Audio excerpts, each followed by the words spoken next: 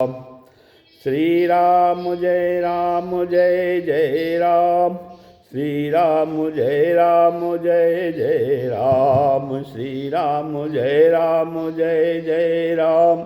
श्री राम जय जय राम। ओम श्री गणेशाय नमः। ओम श्री गुरुवे नमः। ओम श्री सीतारामचंद्राभ्यां नमः। ओम उमा महेश्वराभ्यां नमः। ओम श्री एकादशी दक्षिणेश्वर धाम दरगाह नमते नमः।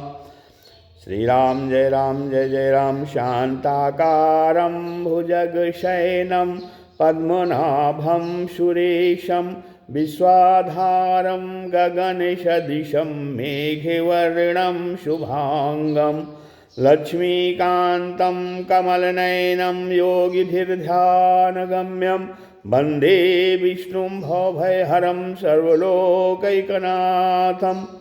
यं ब्रह्मा वरुणेन्द्ररुद्रमरुतः स्तुन्वन्तो दिव्यैस्तवै वेदैः साङ्गपदक्रमोपनिषदैर्गायन्ति यं सामगा ध्यानावस्थितद्गतेन मनसा पश्यन्ति यं योगिनो यस्यान्तं न विदुः सुरासुरगणा देवाय तस्मै नमः। नीलाम्बुजश्यामलकोमलाङ्गं सीतासमारोपितवामभागं पाणौ महासायकचारुचापं नमामि रामं रघुवंशनाथं। लोकाभिरामं रणरङ्गधीरं राजीवनेत्रं रघुवंशनाथं। कारुण्यरूपं करुणाकरं तं श्रीरामचन्द्रं शरणं प्रपद्ये। आपदामपहर्तारं दातारं सर्वसम्पदां लोकाभिरामं श्रीरामं भूयो भूयो नमाम्यहम्। वंशी विभूषितकरान्नवनीरदाभात् पीताम्बरादरुणबिम्बफलाधरोष्ठात् पूर्णेन्दुसुन्दरमुखादरविन्दनेत्रात् कृष्णात् परं किमपि तत्त्वमहं न जाने। भवानी शङ्करो वन्दे श्रद्धा विश्वासरूपिणो याभ्यां विना न पश्यन्ति सिद्धा स्वान्तस्तमीश्वरम्। मनोजवं मारुततुल्यवेगं जितेन्द्रियं बुद्धिमतां वरिष्ठं वातात्मजं वानरयूथमुख्यं श्रीरामदूतं शरणं प्रपद्ये। मूकं करोति वाचालं पङ्गुं लङ्घयते गिरिं यत्कृपातमहं वन्दे परमानन्दमाधवं। गुरुर्ब्रह्मा गुरुर्विष्णु गुरुदेवो महेश्वरः गुरु साक्षात् परब्रह्म तस्मै श्री गुरुवे नमः। अज्ञानान्धकारस्य ज्ञानाञ्जनशलाकया चक्षुरुन्मीलितं येन तस्मै श्री गुरुवे नमः। श्री राम जय जय राम। श्री राम जय जय राम। सत्संग क्रम में आज श्रीमद् भगवद गीता के अध्याय 13 के 21वें श्लोक का व्याख्यान कथन श्रवण किया जा रहा है। इसके पहले भगवान ने पुरुष को सुख दुख के भोगने में हेतु बताया था और ऐसे इस पर अब प्रश्न होता है कि कौन सा पुरुष सुख दुख का भोगता बनता है। भगवान आगे बता रहे हैं कि कौन सा पुरुष सुख दुख का भोगता बनता है। पुरुषः प्रकृतिस्थो हि भुङ्क्ते प्रकृतिजान् गुणान् कारणं गुणसंगो वश्य सद्यो निजन्मसु। कहते हैं प्रकृति में स्थित पुरुष ही प्रकृति जन गुणों का भोक्ता बनता है और गुणों का संग ही उसके ऊंच नीच योनियों में जन्म लेने का कारण बनता है। पुरुषा प्रकृतिस्थो ही भुंक्ते प्रकृति जान गुणान। वास्तव में पुरुष जो है प्रकृति अर्थात शरीर में स्थित है ही नहीं। वास्तव में पुरुष जो है शरीर में स्थित है ही नहीं, परंतु जब वह प्रकृति अर्थात शरीर के साथ तादात्म्य करके शरीर को मैं और मेरा मान लेता है तब वह प्रकृति में स्थित कहा जाता है। ऐसा प्रकृतिस्थ पुरुष ही गुणों के द्वारा रचित अनुकूल प्रतिकूल परिस्थिति को सुखदायी दुखदायी मानकर अनुकूल परिस्थिति के आने पर सुखी होता है और प्रतिकूल परिस्थिति के आने पर दुखी होता है। यही पुरुष का प्रकृतिजन्य गुणों का भोक्ता बनना है। जैसे मोटर दुर्घटना में मोटर और चालक जो है दोनों का हाथ रहता है। क्रिया के होने में तो केवल मोटर की ही प्रधानता रहती है, पर दुर्घटना का फल दंड जो है मोटर से अपना संबंध जोड़ने वाले चालक अर्थात कर्ता को ही भोगना पड़ता है। ऐसे ही सांसारिक कार्यों को करने में प्रकृति और पुरुष दोनों का हाथ रहता है। अब क्रियाओं के होने में तो केवल शरीर की ही प्रधानता रहती है, पर सुख दुख रूप फल शरीर से अपना संबंध जोड़ने वाले पुरुष अर्थात कर्ता को ही भोगना पड़ता है। अगर वह शरीर के साथ अपना संबंध ना जोड़े और संपूर्ण क्रियाओं को प्रकृति के द्वारा ही होती हुई माने तो वह उन क्रियाओं का फल भोगने वाला नहीं बनेगा। कारणम गुण संगोवस्य सद सद योनि जन्मसु, माने जिन योनियों में सुख की बहुलता होती है उनको सतयोनि कहते हैं, और जिन योनियों में दुख की बहुलता होती है उनको असत योनि कहते हैं। पुरुष का जो है सत और असत योनियों में जन्म लेने का कारण गुणों का संग ही है। सत्व रज और तम, सत्व राज और तम ये तीन गुण होते हैं। तो ये तीनों गुण प्रकृति से उत्पन्न होते हैं। सत्व रज और तम तीनों गुण जो है वो प्रकृति से उत्पन्न होते हैं। इन तीनों गुणों से ही संपूर्ण पदार्थों और क्रियाओं की उत्पत्ति होती है। प्रकृतिस्थ पुरुष जब इन गुणों के साथ अपना संबंध मान लेता है तब ये उसके ऊंचे नीच योनियों में जन्म लेने का कारण बन जाते हैं। प्रकृति में स्थित होने से ही पुरुष प्रकृति जन गुणों का भोक्ता बनता है, और यह गुणों का संग आसक्ति प्रीता ही पुरुष को ऊंच नीच योनियों में ले जाने का कारण बनती है। अब अगर यह प्रकृतिस्थ न हो, प्रकृति माने शरीर, प्रकृति माने शरीर, शरीर में अहंता ममता ना करे, तब अपने स्वरूप में स्थित रहे तो यह पुरुष सुख दुख का भोक्ता कभी नहीं बनता। प्रत्युत सुख दुख में सम हो जाता है, स्वस्थ हो जाता है। इसलिए यह जो है प्रकृति में भी स्थित हो सकता है और अपने स्वरूप में भी। अंतर इतना ही है कि प्रकृति में स्थित होने में तो यह परतंत्र है और स्वरूप में स्थित होने में यह स्वाभाविक जो है स्वतंत्र है। बंधन में पड़ना इसका अस्वाभाविक है और मुक्त होना इसका वो स्वाभाविक है। इसलिए जो है बंधन इसको सुहाता नहीं और मुक्त होना इसको सुहाता है। अब जहाँ प्रकृति और पुरुष जो है दोनों का भेद अर्थात विवेक है, वहाँ ही प्रकृति के साथ तादात्म्य करने का, संबंध जोड़ने का ज्ञान है। अब इस अज्ञान से ही यह पुरुष स्वयं प्रकृति के साथ तादात्म्य कर लेता है। तादात्म्य कर लेने से यह पुरुष अपने को प्रकृति और प्रकृति शरीर से में स्थित मान लेता है। जब जो प्रकृतिस्थ होने से शरीर में मैं और मेरापन हो जाता है, जब जो है अपने को प्रकृतिस्थ मान लेता है तब शरीर में मैं और मेरापन हो जाता है। यही गुणों का संग है। इस गुण संग से में पुरुष जो है बंध जाता है और गुणों के द्वारा बंध जाने से ही पुरुष की गुणों के अनुसार गति होती है। अब आगे भगवान जो है प्रकृति और पुरुष का यहाँ वर्णन किया गया। अब आगे पुरुष का विशेष वर्णन बता रहे हैं। भगवान कहते हैं उपद्रष्टानुमंता चा भर्ता भोक्ता महेश्वरः। उपद्रष्टानुमंता च भर्ता भोक्ता महेश्वरः परमात्मेति चाप्युक्तो देहे यस्मिन् पुरुषः परः।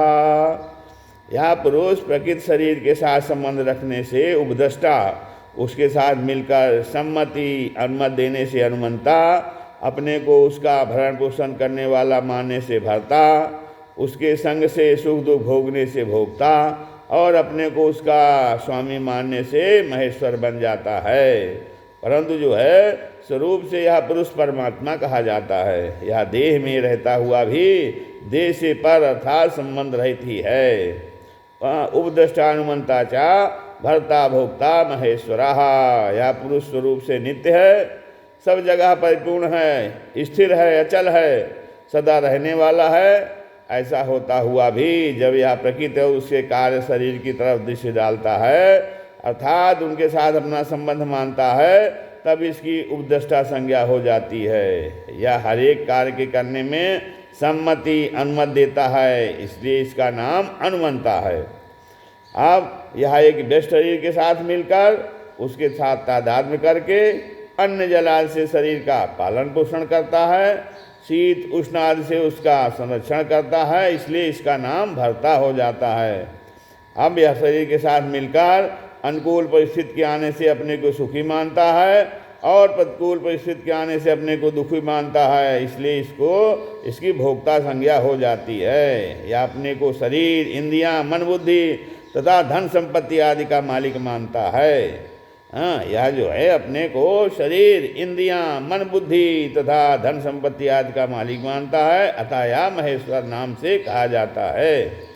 परमात्मेति वाचापिक्तो देहि यस्मिन् पुरुषा परहा, पुरुष जो है वो सर्वोत्कृष्ट है, परमात्मा है, इसलिए शास्त्रों में इसको परमात्मा नाम से कहा गया है। अब यह देह में रहता हुआ भी देह के संबंध से स्वतः रहित है। आगे इसी में भगवान जो है इसके विषय में कहा गया है कि यह एक शरीर में रहता हुआ भी न करता है और न लिप्त होता है।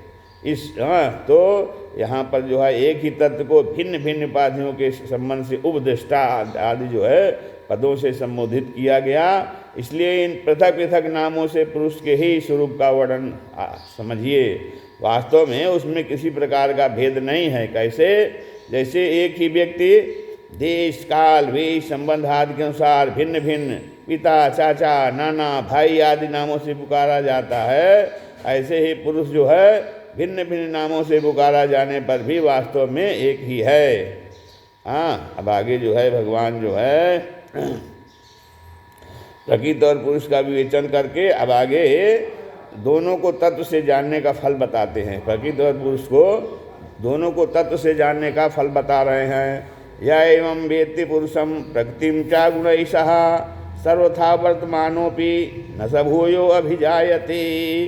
य एवं वेत्ति पुरुषं प्रकृतिं च गुणैः सह सर्वथा वर्तमानोपि न स भूयो अभिजायते। कहते हैं इस प्रकार पुरुष को और गुणों के सहित प्रकृति को जो मनुष्य अलग अलग जानता है वह सब तरह का बर्ताव करता हुआ भी फिर जन्म नहीं लेता। हाँ, या एवं वेत्ति न स भूयो अभिजायते, मतलब देहि अस्मिन् पुरुषा परः से पुरुष को देह पर अर्थात संबंध रहित कहा गया है। उसी को यहाँ एवं पद से कहते हैं कि जो साधक इस तरह पुरुष को देह से, प्रकृति से पार अर्थात संबंध रहित जान लेता है तथा विकार, कार्य, करण, विषय आदि रूप से जो कुछ भी संसार दिखता है वह सब प्रकृति और उसके गुणों का कार्य है, ऐसा यथार्थ रूप से जान लेना है।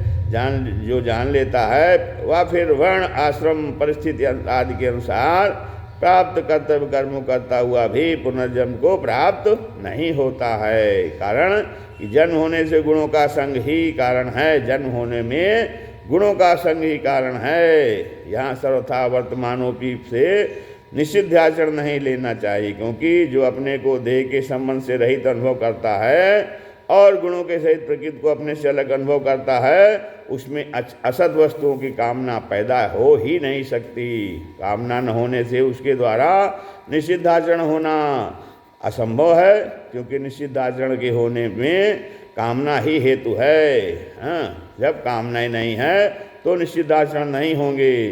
भगवान यहाँ साधक को अपना वास्तविक स्वरूप जानने के लिए सावधान करते हैं, जिससे वह अच्छी प्रकार जान ले कि स्वरूप में वस्तुतः कोई भी क्रिया नहीं है, इसलिए वह किसी भी क्रिया का कर्ता नहीं है और कर्ता न होने के कारण वह भोक्ता भी नहीं है।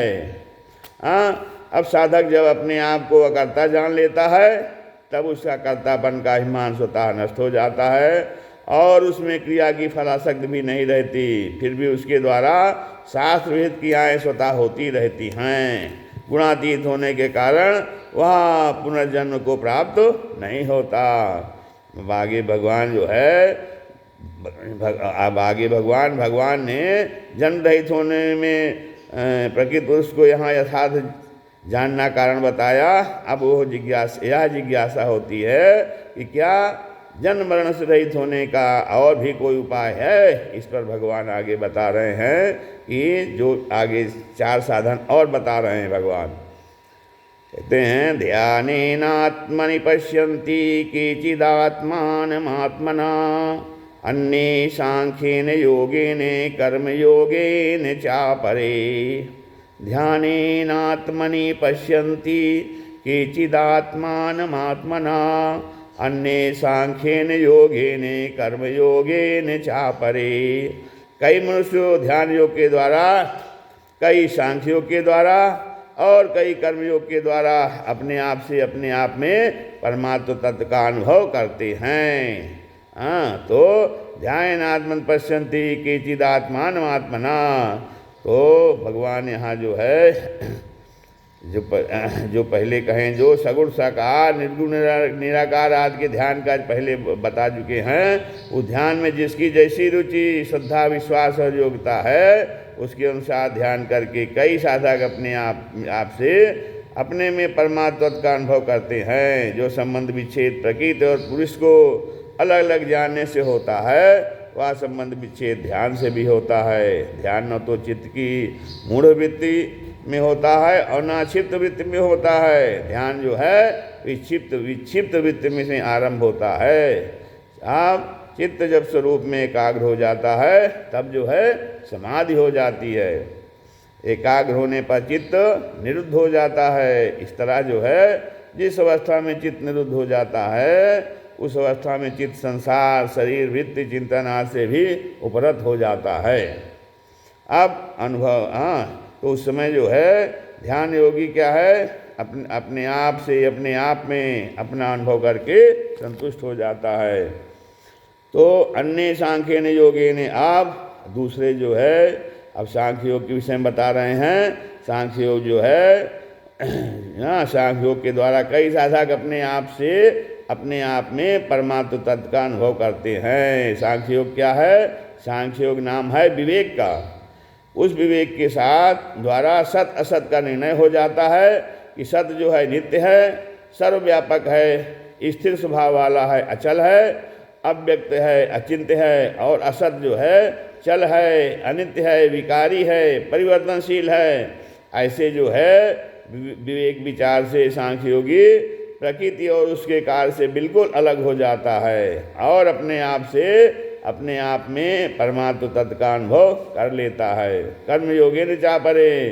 आगे कहते हैं कि कुछ अन्य लोग जो है वो कर्मयोग के द्वारा कई साधक जो है अपने आप से अपने आप में परमात्म तत्व का अनुभव करते हैं कर्मयोग के द्वारा। अब जो संबंध विच्छेद जो है प्रकृति और पुरुष को अलग अलग बना जानने से होता है, जो संबंध विच्छेद प्रकृति और पुरुष को अलग अलग जानने से होता है, वह संबंध विच्छेद कर्मयोग से भी होता है। कर्मयोगी जो कुछ भी करे वह केवल संसार के हित के लिए ही करे।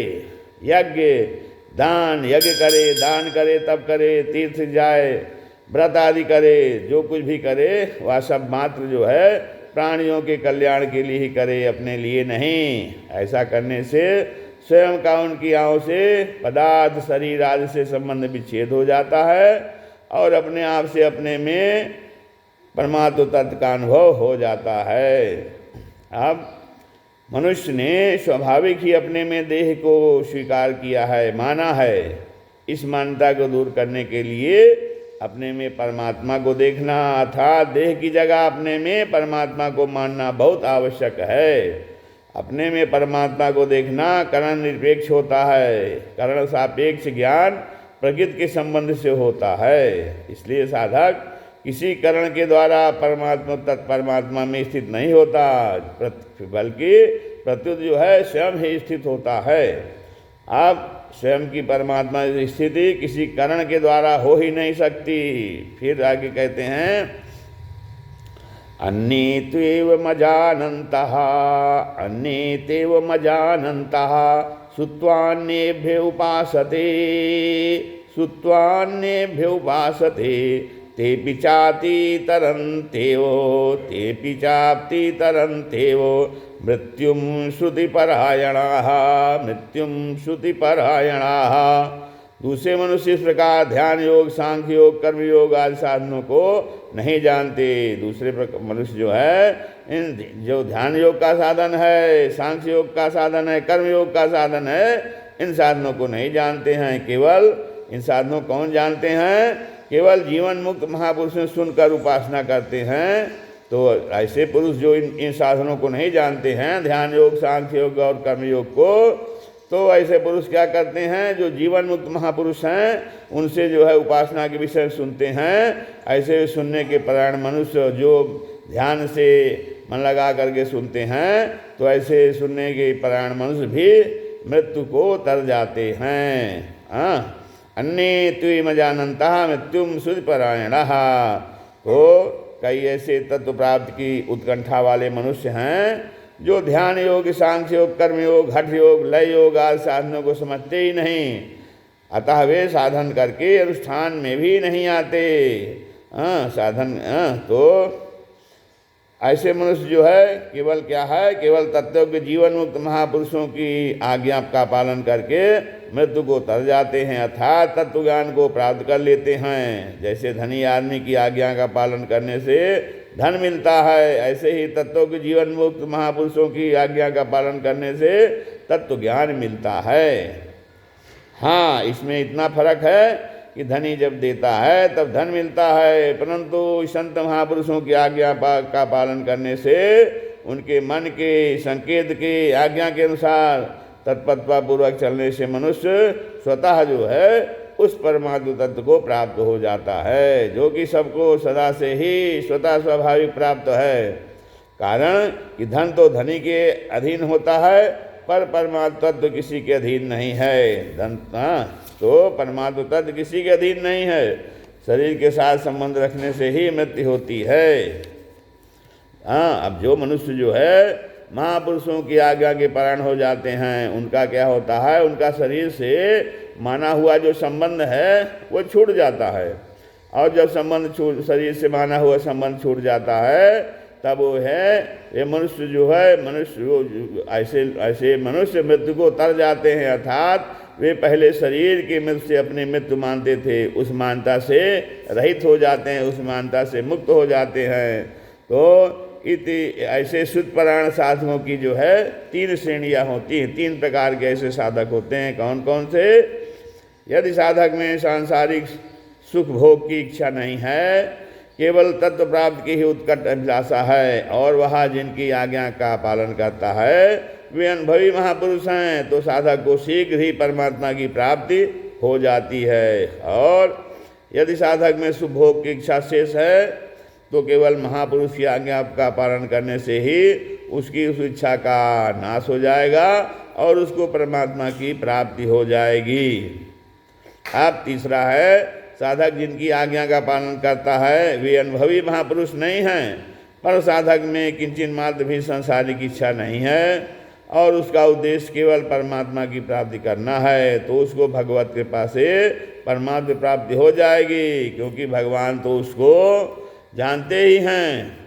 अगर किसी कारणवश साधक की संत महापुरुष के प्रति अश्रद्धा दोष दृष्ट हो जाए, तो उनमें साधक को जो है अवगुण ही अवगुण दिखेंगे, गुण दिखेंगे ही नहीं। इसका कारण यह है कि महापुरुष गुण अवगुणों से ऊंचे उठे गुणातीत होते हैं, अतः उनमें जो है अश्रद्धा होने पर अपना ही भाव अपने को दिखता है। अब मनुष्य जिस भाव से देखता है उसी भाव से उसका संबंध हो जाता है। अब अवगुण देखने से उसका संबंध अवगुणों से हो जाता है, इसलिए साधक को चाहिए कि वह तत्व के महापुरुष की क्रियाओं पर, उनके आचरणों पर ध्यान न देकर उनके पास तटस्थ होकर रहे। संत महापुरुष से ज़्यादा लाभ वही ले सकता है। कौन? जो उनसे किसी प्रकार के सांसारिक व्यवहार का संबंध न रखकर केवल पारमार्थिक अर्थात साधक का संबंध रखता है। अब दूसरी बात, साधक इस बात की सावधानी रखे उसके द्वारा उन महापुरुषों की कहीं भी निंदा न हो। यदि वह उनकी निंदा करेगा तो उसकी कहीं भी उन्नति नहीं होगी। अब आगे भगवान कह रहे हैं कि पहले इस श्लोक में शुद्ध प्राण साधक मृत्यु को तर जाते हैं भगवान ने कहा। तो अब प्रश्न होता है कि मृत्यु के होने में क्या कारण है। इसका उत्तर आगे भगवान देते हैं कि यावत संजायते किंचित सत्वम स्थावर जंगमम क्षेत्र क्षेत्रज्ञ संयोगात् तद विद्धि भरतर्षभ। हे भरतवंशियों में श्रेष्ठ अर्जुन, भगवान कहते हैं कि स्थावर और जंगम, स्थावर और जंगम, स्थावर जंगमम, स्थावर और जंगम जितने भी प्राणी पैदा होते हैं उनको तुम क्षेत्र और क्षेत्रज्ञ के संयोग से उत्पन्न हुए समझो। यावत संजायते क्षेत्र क्षेत्रज्ञ संयोगात, माने स्थित रहने वाले वृक्ष, लता, दूब, गुल्म, त्वक, सार, बेंत, बांस, पहाड़ आदि जितने भी स्थावर प्राणी हैं और चलने फिरने वाले मनुष्य, देवता, पशु पक्षी, कीट पतंग, मछली, कछुआ आज जितने भी जंगम अर्थात थलचल, जलचर, नभचर प्राणी हैं वे सब के सब जो है क्षेत्र और क्षेत्र के संयोग से ही पैदा होते हैं। उत्पत्ति विनाशील पदार्थ क्षेत्र है, और जो इस क्षेत्र को जानने वाला उत्पत्ति विनाश रहित एवं सदा एक रस रहने वाला है वह क्षेत्रज्ञ है। तो अब उस क्षेत्रज्ञ अर्थात प्रकृतिस्थ पुरुष का जो शरीर के साथ मैं मेरेपन का संबंध मानना है, यही क्षेत्र और क्षेत्रज्ञ का संयोग है। अब इस माने हुए संयोग के कारण ही इस जीव को स्थावर जंगम योनियों में जन्म लेना पड़ता है। इसी क्षेत्र क्षेत्र के संयोग को पहले 21वें श्लोक में गुण संग कहा गया है। अब तात्पर्य यह हुआ कि निरंतर परिवर्तनशील प्रकृति और प्रकृति के कार्य जो है शरीर आदि के साथ तादात्म्य कर लेने से स्वयं जीवात्मा भी अपने को जन्मने मरने वाला मान लेता है। तब तद्विधि वर्त सब, तब यह क्षेत्रज्ञ क्षेत्र के साथ अपना संबंध मानता है। यह क्षेत्रज्ञ क्षेत्र के साथ अपना संबंध मानता है, मतलब क्षेत्रज्ञ जो है आत्मा और क्षेत्र माने शरीर, तो इसी से इसका जन्म होता है। परंतु जब यह शरीर के साथ अपना संबंध नहीं मानता तब इसका जन्म नहीं होता। इस बात को ठीक से समझ लेना चाहिए। अब आगे जो है भगवान अभी इस वर्तमान श्लोक में भगवान ने बताया कि क्षेत्र शरीर के साथ संबंध रखने से, उसकी तरफ दृष्टि रखने से या पुरुष जो है जन्म मरण में जाता है। तो अब प्रश्न होती है कि इस जन्म मरण के चक्कर से छूटने के लिए उसको क्या करना चाहिए। कोई भी पुरुष है उसको जन्म मरण के चक्कर से छूटने के लिए क्या करना चाहिए। भगवान कहते हैं समम सर्वेषु भूतेषु तिष्ठन्तं परमेश्वरं विनश्यत्वस्वनिविनश्यन्तं यः पश्यति स पश्यति। समम सर्वेषु भूतेषु तिष्ठन्तं परमेश्वरम, जो नष्ट होते हुए संपूर्ण प्राणियों में परमात्मा को नाश रहित और समरूप से स्थित देखता है, वही वास्तव में सही देखता है। जो नष्ट होते हुए संपूर्ण प्राणियों में सब जो भी प्राणी हैं सब जन्म के बाद नष्ट हो रहे हैं अर्थात मृत्यु को प्राप्त हो रहे हैं, तो परमात्मा जो उसमें उनके अंदर स्थित है वो नाश रहित है और समरूप से सबको देखता है।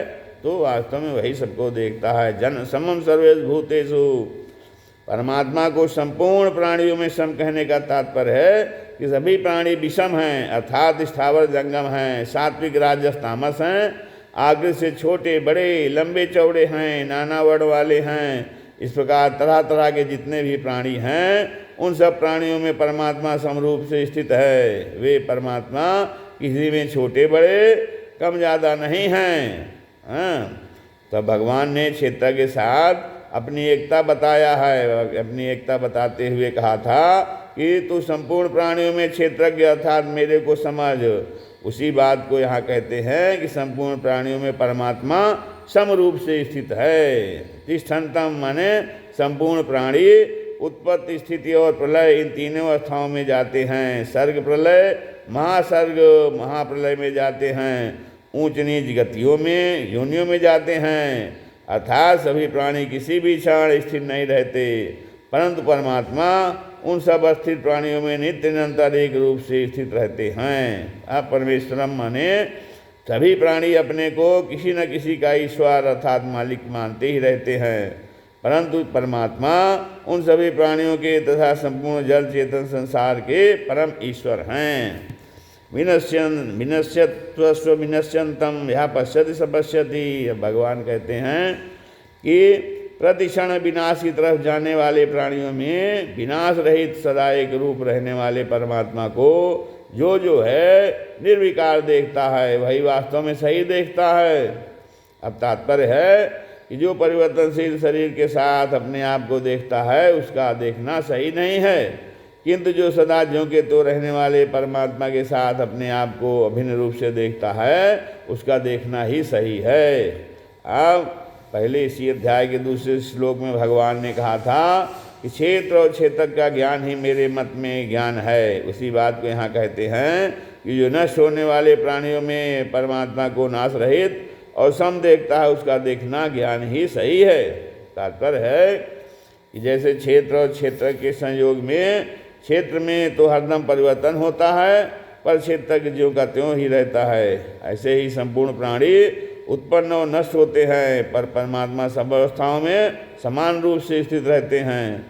हाँ, पीछे के श्लोक में भगवान ने बताया कि जितने भी प्राणी पैदा होते हैं वे सभी क्षेत्र और क्षेत्र के संयोग से ही पैदा होते हैं, परंतु उन दोनों में क्षेत्र तो किसी भी क्षण स्थिर नहीं रहता और क्षेत्रज्ञ जो है एक क्षण भी नहीं बदलता। अतः जो है क्षेत्रज्ञ से क्षेत्र का जो निरंतर वियोग हो रहा है उसका अनुभव कर लेना चाहिए। तो इस आगे इस श्लोक में भगवान ये बताते हैं कि उत्पन्न और नष्ट होने वाले संपूर्ण विषय प्राणियों में जो परमात्मा नाश रहित और समान रूप से स्थित रहते हैं उनके साथ अपनी एकता का अनुभव कर ले, अर्थात अनुभव करना चाहिए परमात्मा के साथ, क्योंकि परमात्मा नाश रहित हैं और समान रूप से स्थित रहते हैं, सब जगह स्थित रहते हैं। इसलिए जो है मनुष्य को चाहिए कि उनसे अपना एकता का अनुभव कर ले। श्री राम जय जय राम, श्री राम जय